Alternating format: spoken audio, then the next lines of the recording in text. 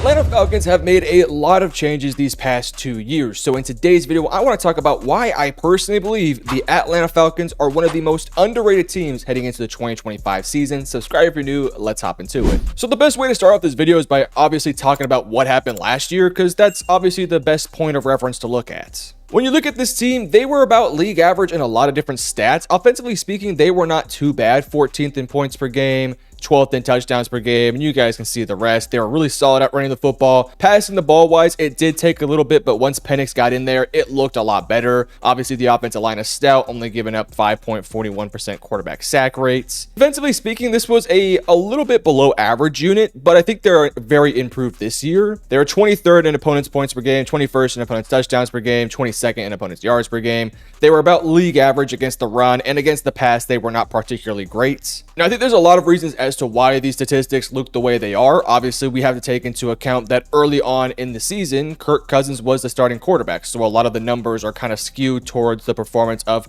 Kirk Cousins, which obviously was good at moments, but towards the back end, it wasn't particularly good. And defensively speaking, we also have to take into account this team just really had no serious pass rush. They ranked 31st in sack percentage last year, so they were not very good at getting to the quarterback. They also just didn't really have the members in the secondary to hold up, so that's kind of why some of the statistics look the way they are. But so far in the free agency and draft process, their number one objective has been kind of fixing up this pass rush, and I would say that they've done a fine job. Because in free agency, they went quite aggressive on the defensive side of things, obviously signing edge Leonard Floyd, who surprisingly is close to a 10-sack a season type of guy. You get him on a one-year, $10 million deal. I don't think he's particularly great against the run or this elite level pass rusher, but he can get to the quarterback. You also bring in linebacker Divine Diablo on a 2-year deal, Morgan Fox on a 2-year deal, Mike Ford on a 2-year deal, a couple other guys, and then you re-sign a bunch of guys as well, as made a few extensions to open up some cap space. Now, as I mentioned, they came into this offseason with one major need, and that was just fixing up their front seven. Morgan Fox is a really good player who's going to fit in nicely alongside probably David Onyemata as like a 3-4 edge rusher. You bring in Divine Diablo, he's probably going to be your linebacker opposite of Caden Ellis. Divine is just a really solid linebacker. He's never going to be a superstar, a Pro Bowler, an all-pro-like guy, but he'll just be a really solid starter next to somebody in Caden Ellis who I think is a really good starter. And then, as I mentioned, Leonard Floyd is sneakily one of those guys that can get you 10 sacks a season, and you just don't really realize that he was that productive. Like, when you look at his statistics, he's dang near at 8.5 to 10 sacks every single year since like 2020. And you bring him in on just a 1-year deal. It's not like it's going to hurt you if he has a down year, or if he has a great year, then it's going to help you. It's a very low risk, high reward like move. He's a veteran. He's been in the league. He knows how to get to the quarterback, which this Falcons team could desperately use. But that wasn't really the story of the offseason. For me, the story of the offseason was kind of the draft. Because in the draft, the Atlanta Falcons, they made some risky bets, and some I like, but some I am not the biggest fan of. For starters, their first risk they made in the offseason was taking a risk on Jalen Walker. Now, given the value at pick 15, I did not hate this pick at all. I thought there's a very good chance that Jalen Walker was going to be a top 10 pick. I did not have him as a top 10 player in this class. I thought he was a little bit too much of a project, especially if you wanted him as a pass rusher. However, him falling to 15, the Atlanta Falcons having such a big need at both, I guess, linebacker long-term next to Caden Ellis if Divine Diablo doesn't work out, as well as just a potential pass rusher. Like, this one kind of fixes two issues with one pick. And again, the value was nice at 15. Jalen Walker was somebody who a lot of us thought was going to go top 10 as early as 8 to the Carolina Panthers. He did not. He went 15th, and I think it's really good value. He's just a disruptor. He's a freak athlete. He can play multiple positions. I think when he is at linebacker, he can be solid in coverage. I personally believe he is best suited as a linebacker. However, I do think he has the chops to develop as an edge rusher. Unfortunately, this is a team in Atlanta that does need instant impact contributors, and I don't know quite yet if Jalen Walker is ready to step in day one and get you like 5+ sacks in his rookie year. But what I think he can do early on is just really be a disruptor, use that athleticism to your advantage, learn on the spot, develop nicely, and by year 2, year 3, you're looking at somebody who could be a major impactful starter for this roster. Again, given the fact it was at pick 15, it was not a top 10 pick, I like this pick quite a bit. He kind of fixes multiple issues, and he's just one of those dudes who was a highly rated defender coming out of the draft that fell into your laps. You didn't overthink it. I just thought it was the right move. But then down the board here, you trade back up into round 1 for James Pierce Jr. Now, this one I kind of have a problem with. For starters, I was not very high on James Pierce Jr. I just think that he is somebody with a lot of flaws to his game. With that said, at the pick 27, around the back end of the first round, I didn't have a problem with him going there. For me, I do have a problem though if you are trading back up into the first round to draft him, as well as giving up an additional first round pick in the following draft, which, by the way, the 2026 NFL draft looks pretty talented, at least on paper. So I was not a big fan of them trading up, and especially for James Pierce Jr., but I will say, I do think the fit is nice of James Pierce Jr. with the Atlanta Falcons. To me, he is best suited as like a 3-4 outside linebacker, which is what he's going to be with the Atlanta Falcons. I think that's probably where he's going to be best suited at. I also just think he's not very polished against the run, which I don't think should be too big of a worry because you have a couple of guys who can kind of step into that role. But as a pure third down, second down pass rusher, I do think James Pierce Jr. will be on the field quite a bit. This was a Falcons team that, especially off the edge, didn't really have a bunch of freak athletes, and now you bring in a Jalen Walker, and now you bring in a James Pierce Jr., and now you have arguably two of the freakiest pass rushers in this draft class. I do think James Pierce Jr., surprisingly for me, is a good fit with this team. I did not like his fit for a lot of teams, but I actually do think that he is a good fit with this roster. Again, I'm not the biggest fan of James Pierce Jr. I do not see a guy who's going to get you 10 sacks a season, but I think he could be a productive guy. I think he can use his pass rush moves. He can use his speed, athleticism to his advantage. Just kind of has to learn a little bit of some nuance and how to use his arms and how to bend a little bit more. But I think there's a good ceiling, there's a good floor for this guy that with Atlanta I feel okay with. Again, I don't love the idea of giving up a first round pick from especially next year's draft, but if you feel that confident in the guy, which I'm assuming the Atlanta Falcons do, then I guess I can't complain too much about it. Again, I do want to reiterate, they have two of the craziest athletic freaks in this draft class. James Pierce Jr. coming off the edge is a freak. I mean, he is just an absolute big mover. He's super athletic, 4.47, I believe he ran at the 40-yard dash. And then Jalen Walker is just as athletic and just as freaky gifted as James Pierce. So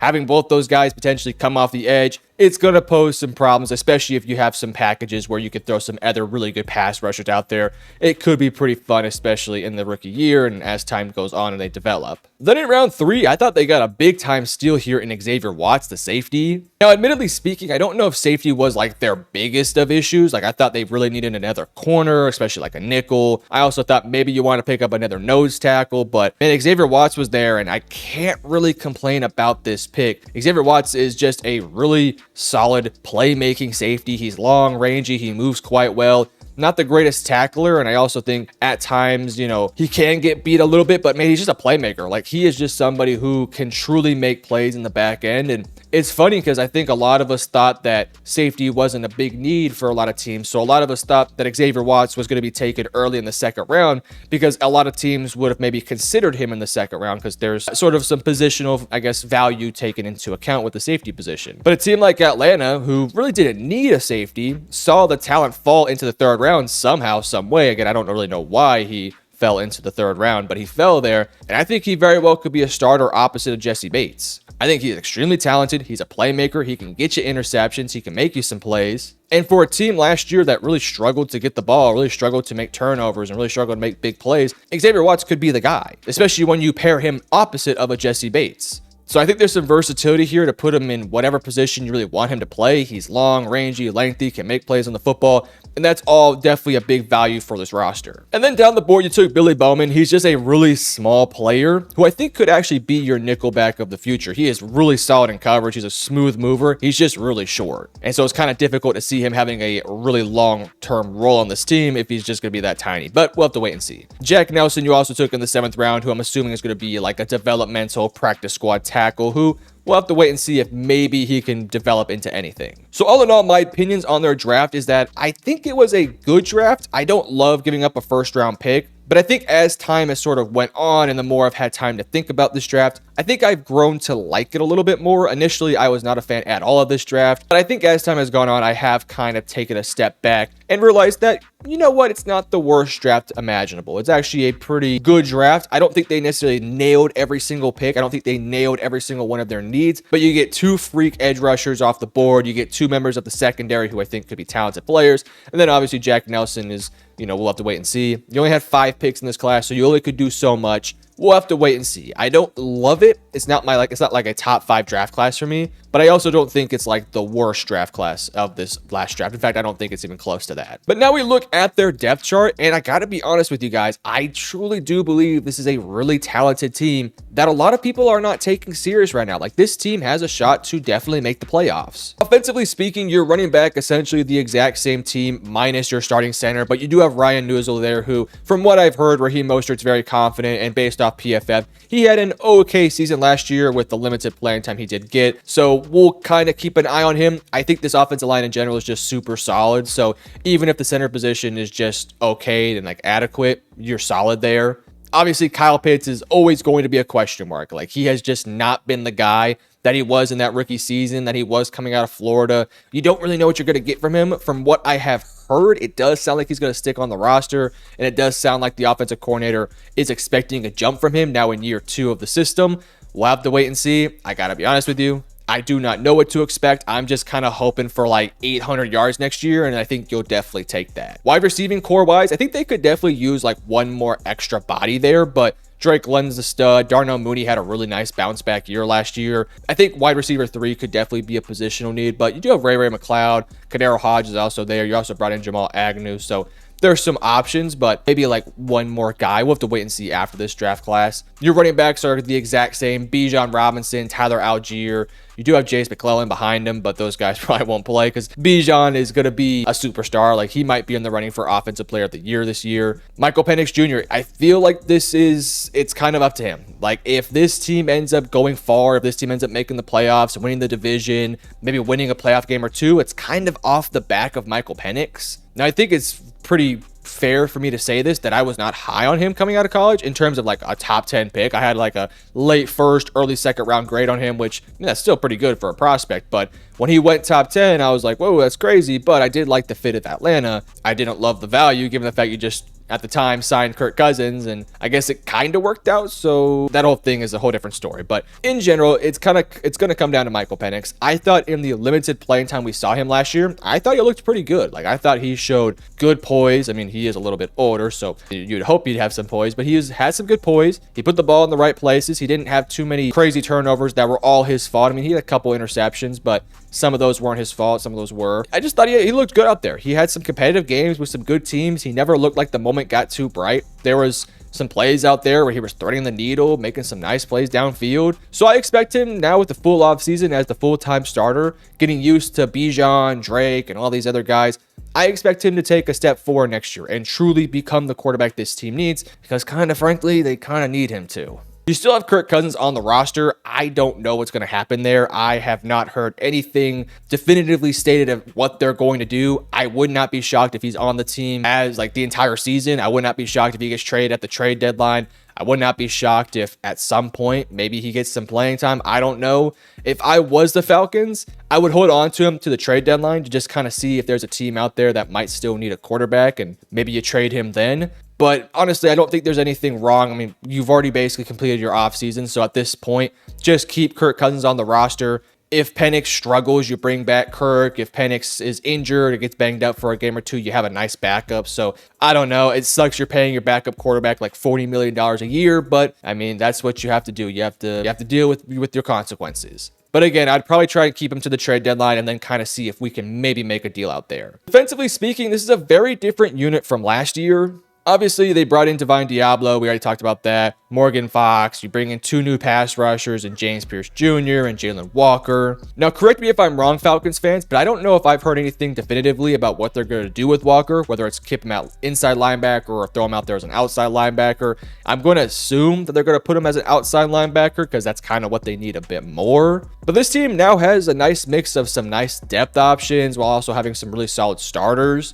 Again, I thought the secondary last year wasn't perfect, but I also think you can't really talk about the secondary and blame everything on them without talking about just how bad this front seven was at getting to the quarterback. So I do think with an improved pass rush, maybe this secondary could take a nice step forward. The nickel position does seem to be their biggest need in terms of secondary members, because you feel really solid about your safeties. AJ Terrell is obviously really good. Mike Hughes had a nice year last year, but it might be fair for me to say that he might have some little regression this upcoming season, because it's kind of was like a bit of an outlier year, but maybe it was the system. We'll have to wait and see. Again, I think Billy Bowman maybe could play that nickel role. We'll have to wait and see. They also brought in undrafted free agent Kobe Bryant, who shockingly went undrafted. That was kind of crazy. He's very slender. I think he needs some development, but maybe long term he can turn into something. I'm not sure. And I also do want to take into account maybe Xavier Watts can fill in at nickel. I don't think so. I think he's probably better served as like a safety opposite of Jesse Bates. But yeah, I just think there's some nice depth options here. You also brought in Mike Ford Jr. So it's intriguing to see what this unit's going to look like next year, because there's a lot of different variety of how that secondary can end up looking like. My prediction as to what it's going to look like at the end of the season, I think it'll be Terrell, Hughes on the outside. I think Xavier Watts and Jesse Bates will be your safety duo. And then I think at nickel, I would not be surprised if Billy Bowman plays his way into a role. I know that he's not the biggest dude in the world. He'll never be a great tackler, but I think, man, he's just so solid in coverage that you got to give him a shot. I do think the secondary might take a step forward from last year, just simply because the pass rush will finally be there. Having a guy like Arnold Ebiketie, Leonard Floyd, and then your new rookies are definitely going to be some pieces that can get some pressure on the quarterback. I think you're also hoping that your 2024 rookies who didn't really do much in their rookie seasons will actually step up. Guys like Braylon Trice, Rook, who I'm not going to say his last name because it's crazy, and just a couple other pieces here and there. Like, hopefully those guys will step up, because those were pretty high draft picks they spent on those guys, and they didn't really do a whole lot in their rookie years. So I think you kind of have to rely on those guys to take a step forward, with your young rookies making some plays, with the veterans. The nice thing about this defense is I think you have some different options. You have different packages. You have different pieces now to work with. Obviously, it's year 2 of your head coach, Raheem Morris. So hopefully this all kind of comes together. But I think it's a good team. Now, the NFC is a tough division, or a tough conference. Within your own division, you're competing likely against the Tampa Bay Buccaneers again. But I think that this is a team that could win 10 plus games and sneak into a wild card spot, or even potentially contend for the division. I think they're just as talented, if not slightly more talented, than the Tampa Bay Buccaneers. Now, I think the Buccaneers are more experienced. They have more continuity. I think they also have the better quarterback right now. We'll have to wait and see what Penix looks like. But I just got to say that I think Atlanta can compete with them. I think Atlanta has kind of been like really mid these past few years, but I think they finally have kind of started to put the pieces together to actually improve and take those steps forward. So we don't know what their schedule looks like quite yet. It depends on their schedule. If their schedule is hard, that sucks. If their schedule is easy, then I could easily see this team getting 10 plus wins, but we'll have to wait and see. My prediction right now is that I think the Atlanta Falcons could very well end up in the playoffs. I won't say definitively quite yet, because I'm not too sure how it'll play out when I get closer to the season, but I could see them making the playoffs, and I could see them being a very feisty and competitive team. And as time does go on, they'll be a playoff staple, especially when Michael Penix Jr. fully develops and actually gets fully going. They'll be a team that is pretty consistently in the playoffs. But you guys let me know in the comment section below. Number 1, what did you think of their draft? And number 2, how many wins would the Atlanta Falcons win in the 2025 season?